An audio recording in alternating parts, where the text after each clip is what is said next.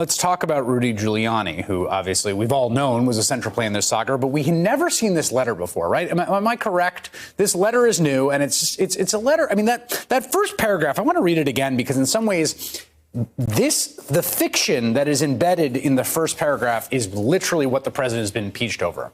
And what the president has been impeached over is abuse of power in which he confuses his private political interests with the interests of the United States. And here's Giuliani saying, this is totally normal that I, the private counsel, who represents him as a private citizen, not as president of the United States, that it's quite common under American law because the duties and privileges of a president and a private citizen are not the same. Separate representation is usual process. Anything I can do to help you or your country would be a great honor. He then requests a meeting and he says he's going to bring Victoria Tenzing, who's a famous right-wing lawyer who's on Fox News a lot. And you've done some reporting on that as well.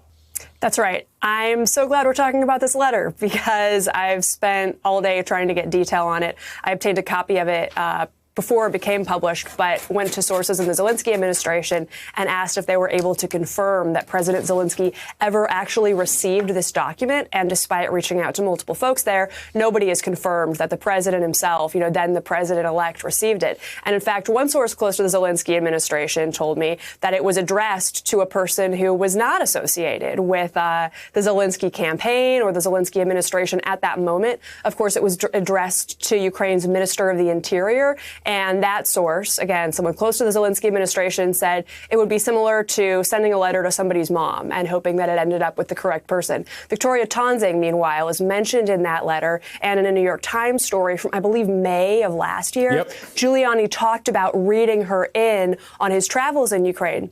However, I chatted just recently this evening with a spokesperson for Tenzing's legal firm. This is somebody who's worked with her for many years, who's a credible spokesperson on her behalf. This person said that Tenzing didn't know that she was mentioned in the letter and was not involved in Giuliani's outreach to Zelensky. It certainly appears that either what Giuliani told the New York Times or what Tenzing's spokesperson told me this evening, one of those things, it appears, has to be incorrect. What's really important right now is that Tenzing appears to be distancing herself from the entire Giuliani fiasco, which on its face appears to be no small thing. The final point here is just the sort of fundamental fiction and disingenuousness embedded in that first paragraph. When you get a letter for a person who says he represents the president, but in a private capacity, he's still representing the president. When he's going to come to you, this is an international approach to a head of state. If he says, I'm representing the president privately and not the president, but maybe we could do a Trump Tower in your country. Like that would obviously be corrupt. And it's not much different here.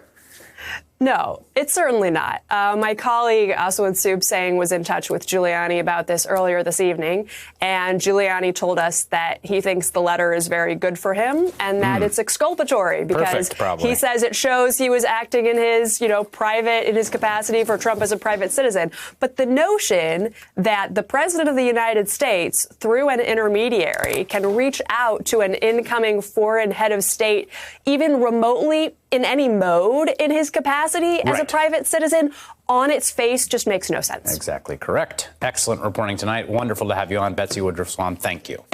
Thanks, Chris. Hey there, I'm Chris Hayes from MSNBC. Thanks for watching MSNBC on YouTube. If you want to keep up to date with the videos we're putting out, you can click subscribe just below me or click over on this list to see lots of other great videos.